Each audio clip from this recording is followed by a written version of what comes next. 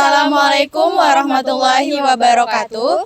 Perkenalkan, kami dari kelompok 4 akan mempresentasikan model pembelajaran Problem Based Learning dengan saya sendiri, Zizka Olivia AG, dengan NIM E1R02410027 sebagai pemateri pertama. Saya Olivia dengan NIM E1R024100074 sebagai pemateri kedua. Dan saya Susilawati dengan NIM E1R024100084 sebagai pemateri ketiga. Baik, langsung saja kita beralih ke materinya. Assalamualaikum warahmatullahi wabarakatuh. Pada bagian ini saya akan menjelaskan mengenai pengertian model pembelajaran program based learning atau biasa disingkat dengan PBL, di mana program based learning merupakan salah satu model pembelajaran inovatif yang berlandaskan pada teori konstruktivisme. Dalam teori konstruktivisme, peserta didik membangun sendiri pengetahuannya melalui pengalaman dan proses berpikir yang aktif. Oleh karena itu, dalam PBL, pembelajaran tidak dimulai dari penjelasan materi oleh guru, tetapi dimulai dari suatu masalah. Nah, model ini pertama kali dikembangkan dalam bidang pendidikan kedokteran, kemudian diadaptasi dalam berbagai bidang pendidikan karena dinilai efektif dalam melatih kemampuan berpikir tingkat tinggi.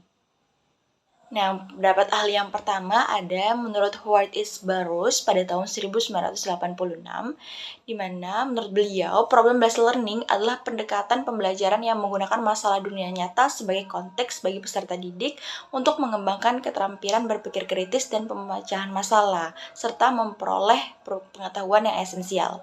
Artinya, dalam PBL bukan hanya diberikan setelah materi selesai dijelaskan, tetapi justru menjadi pemicu utama pembelajaran, di mana siswa belajar karena mereka perlu untuk menyelesaikan masalah tersebut. Selanjutnya ada menurut Arens tahun 2012, di mana ia mengatakan bahwa problem-based learning merupakan model pembelajaran yang menyajikan situasi bermasalah yang autentik dan bermakna sebagai dasar bagi siswa untuk melakukan penyelidikan. Arens menekankan bahwa model ini dirancang untuk membantu siswa mengembangkan kemampuan berpikir tingkat tinggi, meningkatkan kemandirian belajar, serta melatih keterampilan menyelesaikan masalah. Nah, dalam pelaksanaannya, guru itu tidak menjadi pusat informasi, melainkan berperan sebagai fasilitator yang membimbing proses investigasi siswa. Kemudian menurut Ejen dan Kaucak tahun 2012, problem-based learning adalah pendekatan pembelajaran yang mengorganisasikan pembelajaran di sekitar pertanyaan dan masalah yang relevan dengan kehidupan keseharian siswa. Nah, melalui model ini, siswa tidak hanya menerima informasi secara pasif, namun juga terlibat aktif dalam diskusi, eksplorasi, dan kolaborasi untuk meningkatkan pemahaman mereka sendiri. Nah, selanjutnya, dalam konteks pendidikan di Indonesia, Trianto tahun 2014 menyatakan bahwa problem-based learning merupakan model pembelajaran yang didasarkan pada penyelidikan autentik terhadap permasalahan nyata, yang bertujuan mengembangkan kemampuan berpikir kritis dan analitis siswa. Pendapat ini diperkuat oleh Rusman pada tahun 2017 yang menyatakan bahwa PBL adalah model pembelajaran yang berpusat pada siswa dengan menghadirkan masalah sebagai dasar pembelajaran untuk mengembangkan kemampuan berpikir kritis, pemecahan masalah, serta kerjasama kelompok. Nah, berdasarkan pendapat para ahli yang sudah saya sebutkan sebelumnya, dapat kita pahami bahwa problem-based learning bukan sekedar pembelajaran berbasis soal, tetapi merupakan pendekatan yang menekankan pada proses berpikir, penyelidikan, dan kolaborasi dalam membangun pengetahuan. Dengan demikian, dapat disimpulkan bahwa problem-based learning adalah model pembelajaran yang menjadikan masalah autentik sebagai pemicu utama pembelajaran, di mana siswa secara aktif melakukan investigasi untuk mengembangkan kemampuan berpikir kritis, kemampuan pemecahan masalah, kemandirian belajar, serta keterampilan sosial melalui kerjasama kelompok. Demikian penjelasan mengenai pengertian problem-based learning. Saya Olivia dengan NIM E1R024100074 akan menjelaskan slide pada bagian tahapan problem-based learning. Yang pertama, di sini ada orientasi pada masalah. Pada tahap ini, guru memulai pembelajaran dengan menyajikan suatu masalah yang berkaitan dengan kehidupan nyata siswa. Masalah tersebut dirancang agar menantang dan mampu memancing rasa ingin tahu siswa, sehingga mereka terdorong untuk mencari solusi. Guru tidak langsung memberikan cara penyelesaian, melainkan hanya memberikan gambaran situasi agar siswa mulai berpikir. Tahap ini bertujuan untuk membangun motivasi belajar dan mengaktifkan pengetahuan awal siswa. Lalu yang kedua ada mengorganisasi siswa untuk belajar. Setelah masalah diberikan, siswa diarahkan untuk memahami masalah tersebut secara lebih terstruktur. Guru membagi siswa ke dalam kelompok dan membantu mereka mengidentifikasi informasi penting, seperti apa yang diketahui dan apa yang ditanyakan. Pada tahap ini, siswa mulai merencanakan langkah awal penyelesaian dan menentukan strategi yang akan digunakan. Tujuannya agar siswa memiliki arah yang jelas dan proses pemecahan masalah. Lalu yang ketiga ada membimbing penyelidikan atau investigasi. Pada tahap ini, siswa mulai melakukan penyelidikan untuk menemukan solusi dari masalah. Mereka berdiskusi dalam kelompok, mencoba berbagai cara, dan menggunakan konsep atau rumus yang telah dipelajari. Guru berperan sebagai fasilitator yang membimbing dan memberikan arahan jika diperlukan, tanpa langsung memberikan jawaban. Nah, tahap ini melatih siswa untuk berpikir kritis, kreatif, dan mandiri dalam menemukan solusi. Lalu yang keempat ada mengembangkan dan menyajikan hasil. Setelah menemukan solusi, siswa menyusun hasil diskusi mereka secara sistematis dan mempresentasikannya di depan kelas. Nah, pada tahap ini siswa belajar mengkomunikasikan ide, menjelaskan langkah-langkah penyelesaian, dan mempertanggungjawabkan jawaban mereka. Kelompok lain dapat memberikan tanggapan atau pertanyaan sehingga terjadi diskusi yang lebih aktif. Tahap ini juga meningkatkan rasa percaya diri siswa. Dan yang terakhir adalah menganalisis dan mengevaluasi proses pemecahan masalah. Pada tahap terakhir, guru bersama siswa melakukan refleksi terhadap proses dan hasil yang telah diperoleh.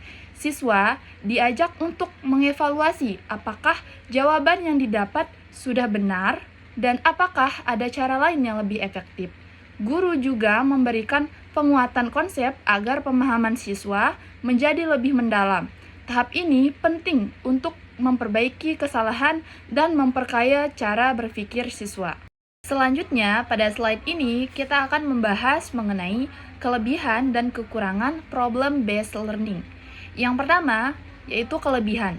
Problem-based learning memiliki kelebihan dalam melatih siswa untuk berpikir kritis dan aktif dalam pembelajaran. Siswa tidak hanya menerima informasi, tetapi juga terlibat langsung dalam menganalisis masalah dan mencari solusi secara mandiri. Selain itu, pembelajaran menjadi lebih bermakna karena dikaitkan dengan situasi nyata, sehingga konsep yang dipelajari lebih mudah dipahami. Problem-based learning juga mendorong kerjasama antar siswa melalui diskusi kelompok serta meningkatkan keaktifan dan partisipasi dalam proses pembelajaran. Nah, di sisi lain, problem-based learning juga memiliki beberapa kekurangan. Model ini membutuhkan waktu yang lebih lama karena melibatkan proses diskusi dan penyelidikan. Selain itu, siswa yang belum terbiasa belajar mandiri dapat mengalami kesulitan dalam memahami masalah. Tidak semua materi cocok menggunakan problem-based learning, terutama materi dasar yang membutuhkan penjelasan langsung. Nah, penerapan problem-based learning ini juga menuntut keterampilan guru dalam membimbing pembelajaran serta berpotensi membuat sebagian siswa menjadi pasif dalam kerja kelompok jika tidak dikelola dengan baik. Baik, saya Susilawati akan menyampaikan materi tentang simulasi penerapan model pembelajaran problem-based learning, di mana yang pertama ada pembagian kelompok. Langkah pertama dalam PBL adalah membagi peserta didik ke dalam kelompok kecil. Nah, setiap kelompok tersebut terdiri dari 4 hingga 5 orang yang terpilih secara heterogen, yaitu beragam kemampuan, jenis kelamin, maupun latar belakangnya. Mengapa heterogen? Karena keberagaman inilah yang mendorong diskusi yang kaya, pertukaran ide yang beragam, dan tumbuhnya kemampuan berpikir kritis. Selanjutnya yaitu skenario pembelajaran. Skenario pembelajaran ini merupakan rancangan tahapan kegiatan belajar mengajar yang disusun secara terperinci oleh guru dengan tujuan agar pelaksanaan proses pembelajaran tersebut dapat berjalan terarah dan hasil yang diharapkan dapat tercapai. Nah, rancangan ini menggambarkan urutan aktivitas yang dilakukan oleh guru dan peserta didik tersebut mulai dari awal hingga akhir pembelajaran guna mencapai tujuan yang telah ditetapkan. Skenario pembelajaran itu disusun berdasarkan sintaks model PBL yang menekankan pada proses pemecahan masalah secara matematis. Adapun tahapan implementasinya, yang pertama itu ada orientasi pada masalah. Pada tahap ini, guru menyajikan permasalahan kontekstual yang berkaitan dengan kehidupan nyata peserta didik. Masalah yang diberikan harus bersifat terbuka, open-ended, menantang dan mendorong rasa ingin tahu siswa gitu. Lalu selanjutnya yaitu mengorganisasi peserta didik untuk belajar. Nah, di sini guru mengarahkan peserta didik untuk memahami tugas yang harus dilakukan dalam kelompok. Nah, pada tahap ini peserta didik mulai mengidentifikasi apa yang telah diketahui terkait masalah tersebut, lalu menentukan apa yang perlu dipelajari lebih lanjut gitu, lalu merumuskan pertanyaan-pertanyaan yang relevan. Nah, di sini guru membagikan lembar kerja kepada peserta didik atau LKVD sebagai panduan kegiatannya. Lalu selanjutnya yaitu membimbing penyelidikan individu dan kelompok. Nah, peserta didik melakukan penyelidikan untuk mencari solusi atas permasalahan yang diberikan. Kegiatan ini dapat meliputi mencari informasi dari buku, jurnal, atau sumber digital lainnya. Lalu melakukan observasi sederhana di lingkungan sekitarnya. Lalu berdiskusi untuk menganalisis data yang diperoleh. Nah, pada tahap ini, guru berperan sebagai fasilitator saja yang membimbing proses berpikir peserta didik tanpa memberikan jawaban secara langsung. Nah, guru juga memastikan bahwa setiap anggota kelompok berpartisipasi aktif. Lalu yang terakhir yaitu menganalisis dan mengevaluasi proses pemecahan masalah, di mana pada tahap ini merupakan refleksi terhadap seluruh proses pembelajaran. Nah, di sini guru bersama peserta didik mengevaluasi keefektifan solusi yang dihasilkan, lalu mengidentifikasi kelebihan dan kekurangan proses diskusi, dan menyimpulkan konsep pembelajaran. Pada simulasi penerapan model pembelajaran problem based learning juga meliputi estimasi waktu, di mana estimasi waktu ini merupakan perkiraan alokasi durasi yang dibutuhkan untuk melaksanakan setiap tahapan kegiatan belajar. Nah, mulai dari pendahuluan, inti, hingga penutup, agar tujuan pembelajaran dapat tercapai secara efektif dan efisien. Pelaksanaan model pembelajaran based learning ini memerlukan pengolahan waktu yang baik agar setiap tahap dapat berjalan secara optimal. Estimasi waktu disusun oleh guru sebagai bagian dari perencanaan pembelajaran untuk memastikan bahwa seluruh kegiatan dapat terlaksana dengan baik tanpa melebihi atau kekurangan waktu yang tersedia. Lalu pada simulasi PBL ada peran guru dan peserta didik, di mana pada peran guru itu dalam model PBL itu guru tidak lagi berperan sebagai satu-satunya sumber informasi, melainkan sebagai fasilitator, yaitu menyediakan bimbingan dan sumber belajar. Lalu sebagai motivator, yaitu mendorong keaktifan dan rasa ingin tahu peserta didik. Lalu ada mediator sebagai membantu mengatasi kesulitan dalam diskusi. Lalu ada evaluator, yaitu menilai proses dan hasil pembelajaran.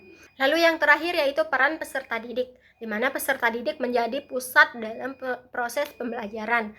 Peran mereka meliputi aktif mencari dan mengolah informasi, berpartisipasi dan diskusi kelompok, mengemukakan pendapat dan argumen secara logis, bekerja sama dalam menyelesaikan masalah, melakukan refleksi terhadap proses belajar.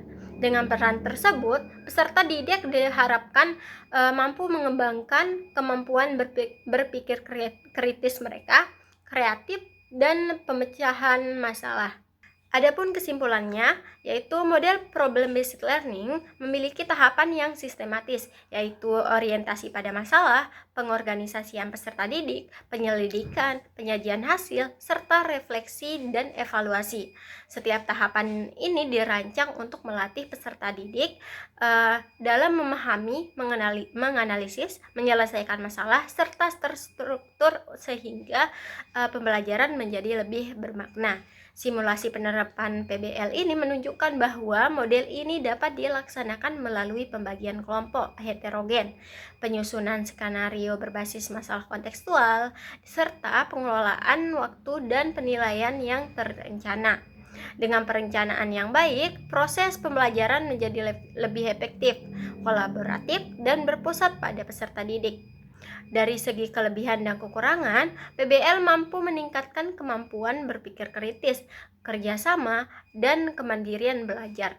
Namun, penerapannya memerlukan waktu yang cukup serta kesiapan guru dan peserta didik agar proses pembelajaran berjalan efektif. Dalam penerapannya, peran guru bergeser menjadi fasilitator dan pembimbing, sedangkan peserta didik menjadi subjek aktif dalam pembelajaran. Pergeseran ini menunjukkan bahwa PBL mendukung pendekatan pembelajaran yang berpusat pada siswa yang relevan untuk mengembangkan keterampilan abad ke-21. Mungkin sekian presentasi dari saya, kurang lebihnya mohon maaf. Assalamualaikum warahmatullahi wabarakatuh.